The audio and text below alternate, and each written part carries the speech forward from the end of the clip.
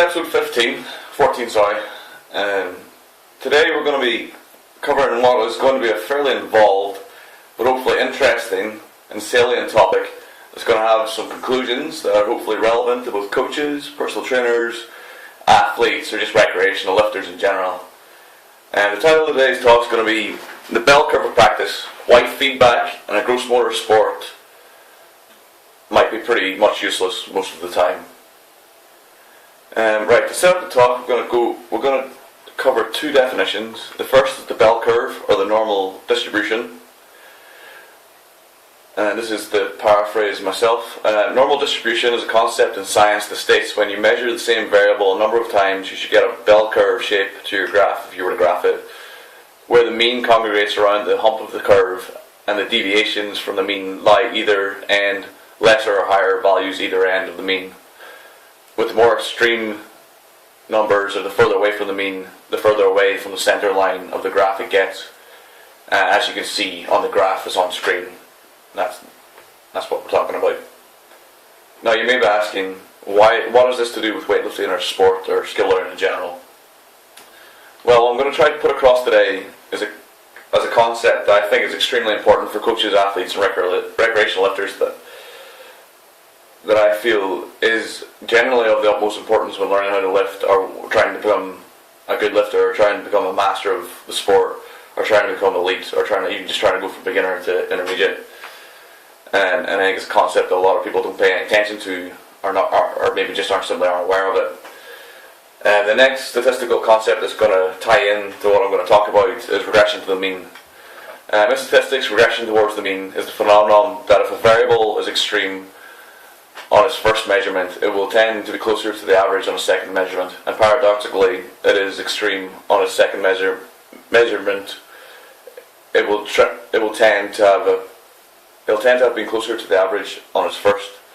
To avoid making wrong inferences, regression towards the mean must be considered when designing scientific experiments and interpreting data. It's taken straight from Wikipedia. This is a quote that summarizes what we're going to be talking about today pretty succinctly and fairly well. It's probably going to do a better job of explaining it than I'm probably going to manage in my talk, but bear with me, because I'm going to try to relate it directly to lifting weights, or weightlifting, or powerlifting. The psychologist Daniel Kahneman, winner of the 2002 Nobel Prize in Economics, pointed out that regression to the mean might explain why rebukes can seem to improve performance, while praise seems to backfire most of the time. And this is the quote: "I had the most satisfying eureka experience in my career while attempting to teach flight instructors that praise is more efficient than punishment for promoting skill learning. When I had finished my enthusiastic speech, one of the most seasoned instructors in the audience raised his hand and made his own short speech, which began by conceding that positive reinforcement might be good for the birds, but went on to deny that it was optimal for flight cadets. He said, 'On many occasions I have praised flight cadets for clean execution of some aerobatic maneuver, and in general, when they try again, they do worse. On the other hand, I have often screamed at cadets for bad execution, and in general, they do better the next time. So please don't tell us that reinforcement works and punishment does not, because the opposite is the case.' This was a joyous moment in which I understood an important truth about the world. Because we tend to reward others when they do well and punish them when they do badly, and because there is regression to the mean, it is part of the human condition that we are statistically punished for rewarding others and rewarded for punishing them. I immediately arranged a demonstration in which the participant tossed 2 coins at a target behind his back without any feedback.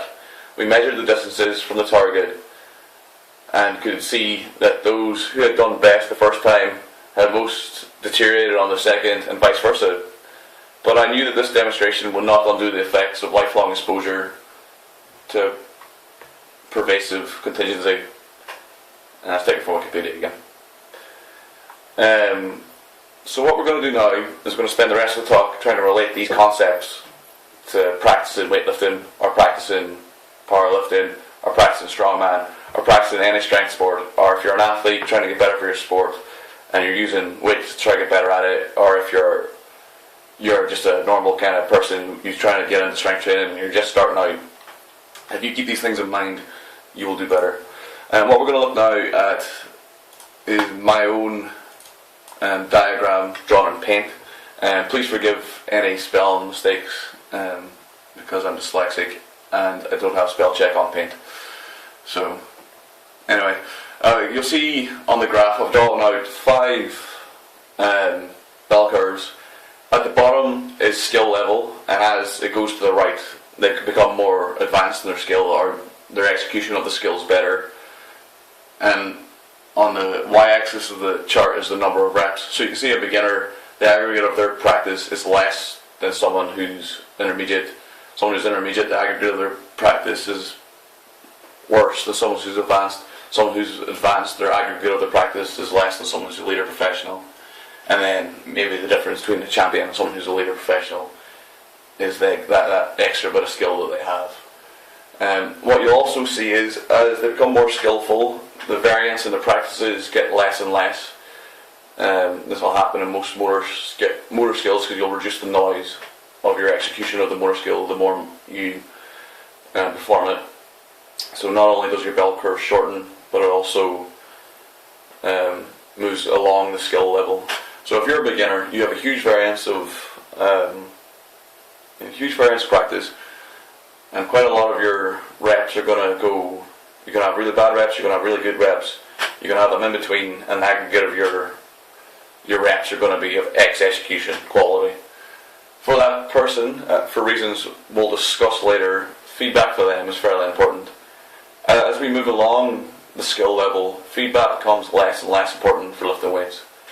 What we're going to do now is we're going to go on and discuss the reasons why this might be. So now we've discussed that chart, we're going to try to put it into context. So motor skill learning has 3 phases. The first phase is the cognitive phase. This is when a learner is new to a specific task. The primary thought process starts with what needs to be done. Considerable cognitive activity is required so that the learner can determine appropriate strategies to adequately reflect the desired goal. So your first ever time doing a clean, just taking the bar from your hips to your shoulder is all of a sudden a hugely difficult task for you. Just the ability to go from there to there without deciding how you're going to do it, because you're trying to work out, do I lift it with my arms, do I lift it with my legs, do I lift it, do I jump, do I move out, do I move in the squat? There's so many motor strategies for you to employ to get that bar from your hip to your shoulder, and you're going to need some guidance. And this is where a coach or someone explaining the task to you is of the most importance. The first time you pick up a bar, or the first 3 or 4 times you pick up a bar with a coach, them being there to show you the optimal way to do it, and that's the most important time a coach is going to involve. The better a lifter you become, and the more onus there is for you to put more weight on the bar, the more onus there is for you to get better at the physical task of the sport, the less important a coach becomes, or the less important feedback becomes to you. If you're doing something obtusely wrong with your lift, but you've reached the next 2 phases, then feedback's going to be of less impact. It's going to have less attempt, or it's going to have less influence in your practice. So we'll discuss the next 2 phases, and then we'll discuss what I'm talking about. So the next phase, the second phase, is the associative phase. The learner has determined the most effective way to do the task and starts to make subtle adjustments in performance. Improvements are more gradual and movements become more consistent. This phase can last for a long time. This is where the majority of lifters get to and end. Only people who go on to attain fairly high levels of performance actually get to the next phase of lifting. If you're a recreational lifter or you're an athlete, you'll probably never get out of the associative phase unless you change sport to being a powerlifter or a weightlifter. The autonomous phase, this phase may take several months or years to reach. The phase is dubbed because the performer can now automatically complete the task without having to pay any attention to it. For snatch, clean, for you to get to the autonomous phase with good form, you need to start early, you need to start with a coach, and you need to do it for a long time. Snatch, clean and jerk are probably the most difficult movements in weightlifting.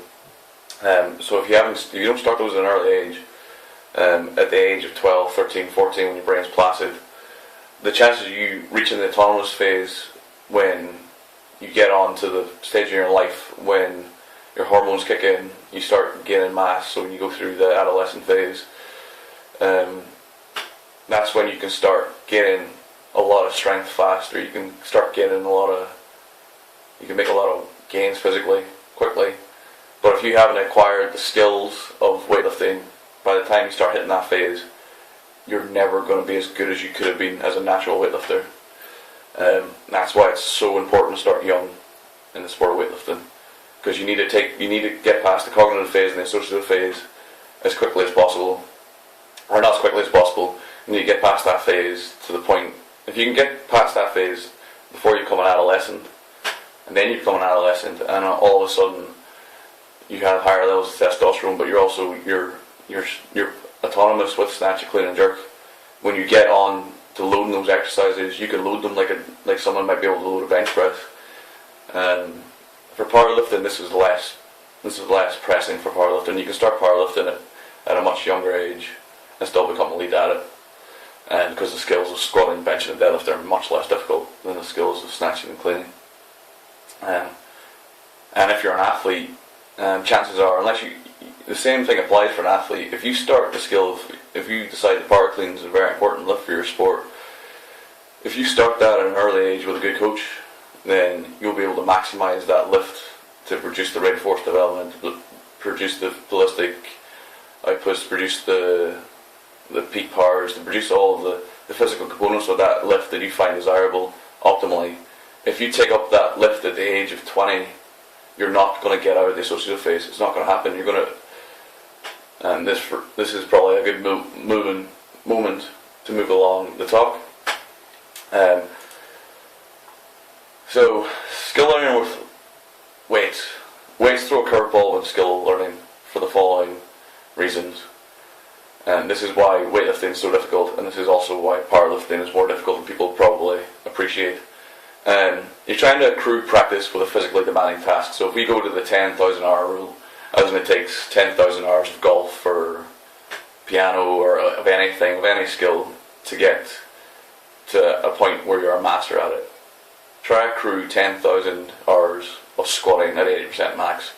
If you consider that 80% is, let's say, 6 reps, and that takes 40 seconds to complete, and you do 5 sets of 5 at 80%, you might accrue maybe 2.5 minutes of practice, maybe 3 minutes of practice. You could maybe perform that at that intensity 3 times a week without drugs. How are you going to put in 10,000 hours of that skill without doing it for 20 or 30 years? You can't.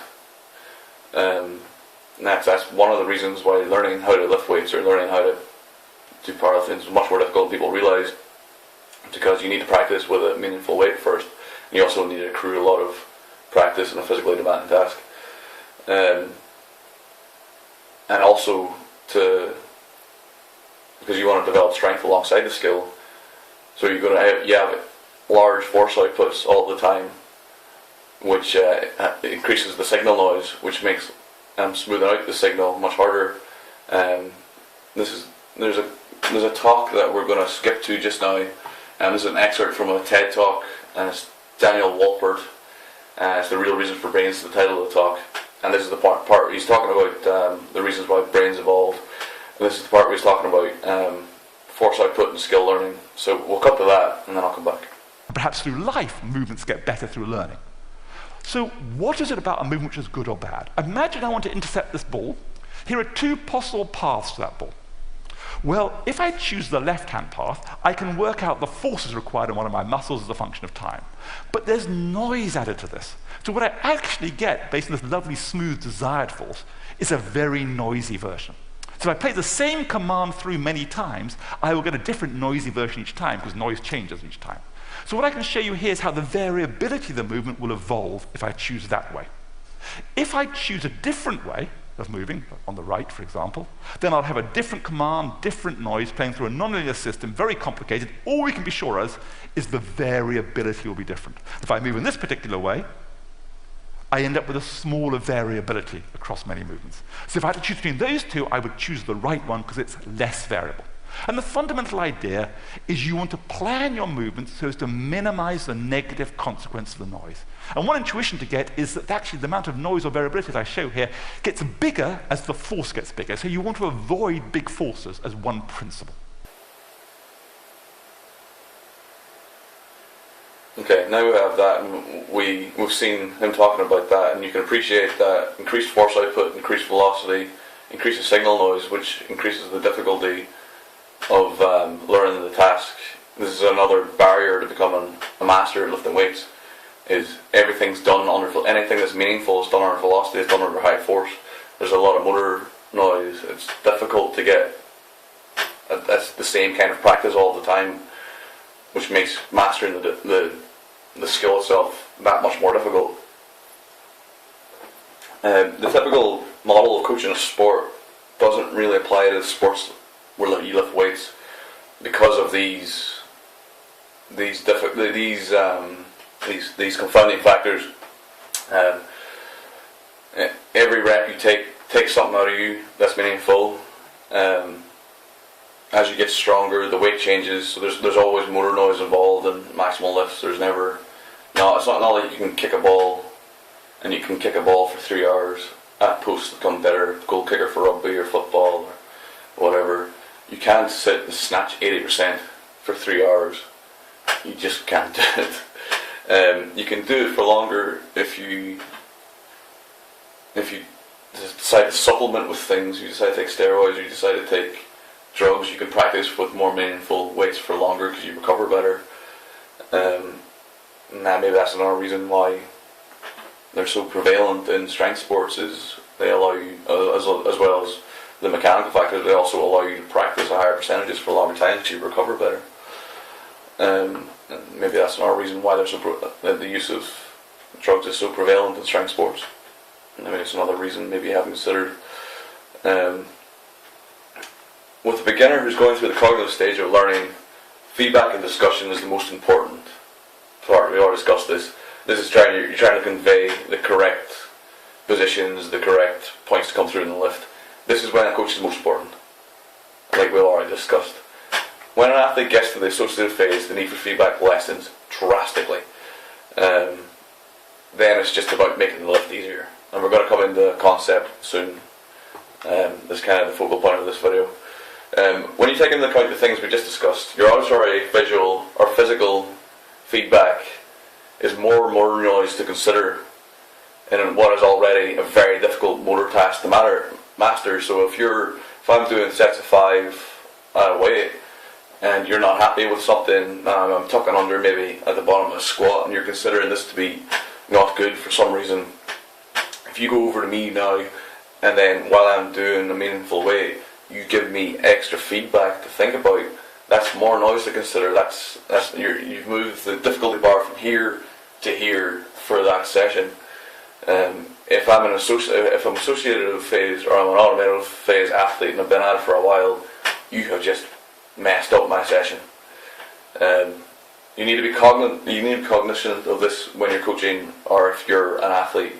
There comes a point when you need to be quiet and let the person get on with it. Especially when the weightlifters or the powerlifters.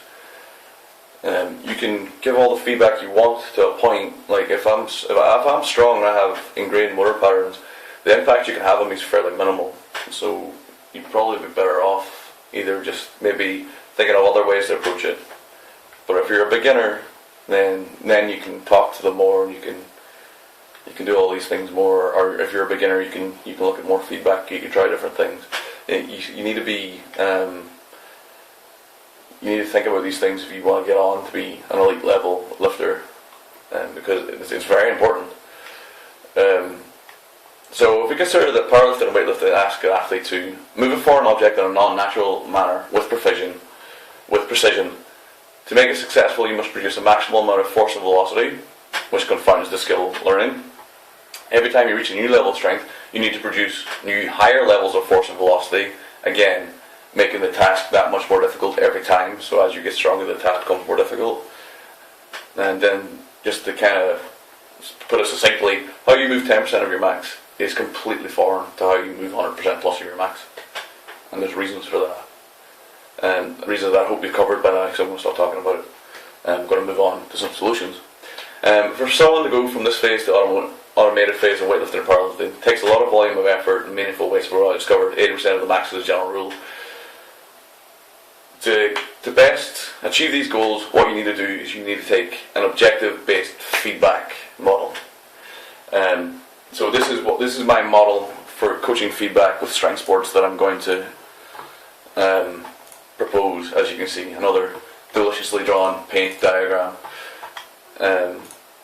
So at the start, so we're assuming that this person has been lifting for a while, so a year or 2 years. They're fairly decent, and they're moving well. They're moving to a standard. So you start off as a coach or as an athlete watching yourself lift, or as anyone watching himself lift, or as a coach, or as a personal trainer, or as anyone. You see something you don't like, or you see something that you consider them to be doing wrong in their squat. So maybe they're tucking at the bottom of the squat, maybe they're pulling their arms too early on a snatch, maybe they're deadlifting with a rounded back, and you think they're losing force because they're doing this, or they're making themselves more prone to injury because they're doing this. So you decided to give feedback. You give the feedback in a form of a coaching cue, visual feedback, auditory feedback, some kind of intervention, some kind of physical intervention with the skill. Okay, so after the rep or the set, you ask this question, and this question is important. This question is fundamental to coaching weights. Did the rep or set feel easier after I implemented the cue to the best of my ability? If the answer is yes, and like straight away, I've done what the coach has said, or I've done what I've thought to do, and the exercise is easier at the same weight, the input is useful, continue to implement for the rest of your practice. That's a good cue. Take it on. Awesome. It didn't work. It felt different, or it felt worse. So we need to ask yourself, have I tried my best to implement it over sufficient time to the best of my ability, and is it now easier? If you've taken it away for a few sessions, so you practice it for 3 or 4 sessions, so for squat, you've tried for 3 weeks to implement a cue, or 4 weeks, and you feel that's sufficient time, and it's easier now, then good. It was just a little bit more difficult for you to implement. The feedback was a little bit more obtuse, or you didn't quite grasp what they meant when they said it, or it took you a while. There was a skill barrier to the feedback that you needed to overcome, but now that you've been able to implement it, the lift feels easier. Good. Objective-based measure. We've become stronger because we've implemented feedback. Awesome. If the answer is still no, disregard the input, maybe try something else. If it doesn't help you lift the weight, the feedback is probably of not much use to you in the sport. If you stick to this model, or you stick to this kind of feedback, you're not going to go wrong. You're really not going to go wrong. You can weed out good feedback and bad feedback very easily, very quickly. So this is kind of the coaching model, or the feedback model, that I would encourage people to use when you're doing weightlifting, powerlifting, strength training for sport, the whole gambit. So unless you think your input is going to have an objective or actionable outcome when you speak to a lifter, or when you speak to an athlete, in that is that it's going to make the reps easier and help them lift more weight, your feedback is probably not going to help this person. If this person is in the automative or associative phase of lifting, and you're just going to go in, throw extra feedback, throw extra difficulty into their session, don't bother. Unless you think it's going to help. And if it helps, if it doesn't, don't. Just leave them alone. They're accruing practice in a difficult motor task. It takes time to get better.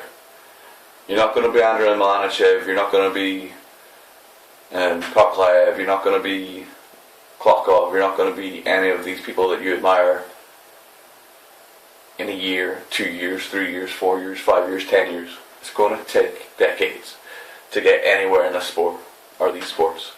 Accept it. It takes time, it's difficult. It's probably one of the hardest sports you can do. Weightlifting is probably the hardest sport, I think. In my opinion, probably the hardest sport to become elite at. Even just to get to an elite level, like a level where you can show up to European championships, it is incredibly difficult to get that good at weightlifting. Regardless of your natural talent, regardless of the drugs you're taking, regardless of whatever you're trying to do.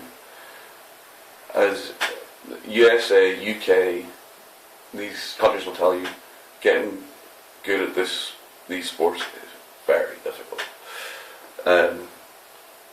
So, to wrap up, in conclusion, worrying far too much about what muscle is firing here, what muscle is firing there, what joint is flexible enough to be doing this, what joint is flexible enough to be doing that, is again adding another layer of difficulty on what is already a very difficult task.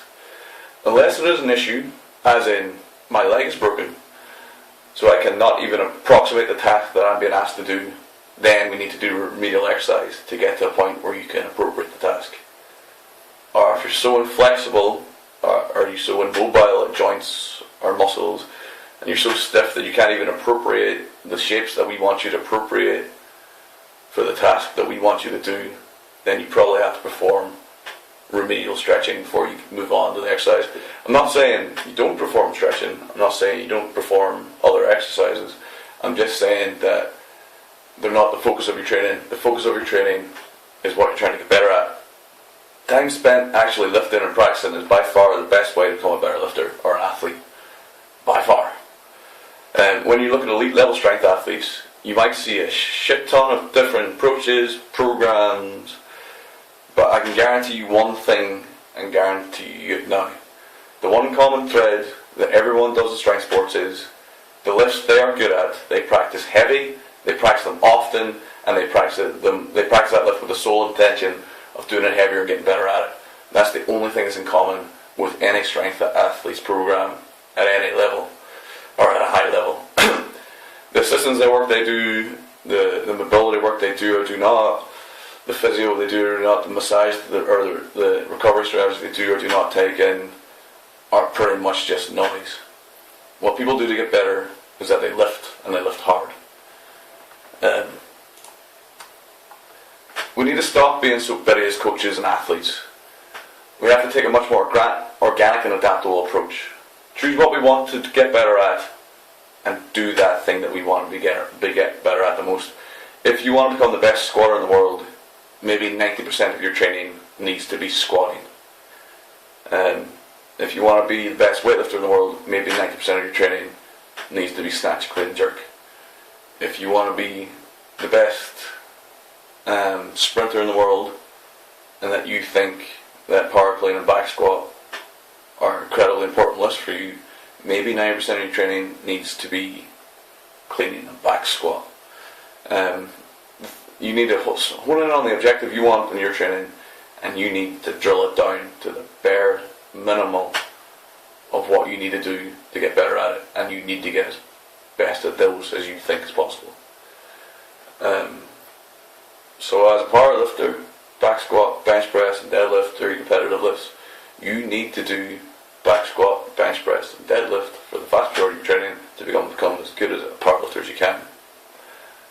If you're using weights as a tool and you are a rower and you have identified power clean and bend over row to be your key performance measures or your key exercises that you find when they go well, you get better at rowing, you need to spend the vast majority of your weights training doing those exercises and getting better at those exercises. All these things come with experience, and you'll be better be able to inform this with more experience. However, the key tenet I'm trying to discuss today is, if you want to get better at something, do the thing you want to get better at. Okay, that concludes this episode. Hope you found it interesting. I'm not hoarse from talking too much. And I'll see you next time. Bye.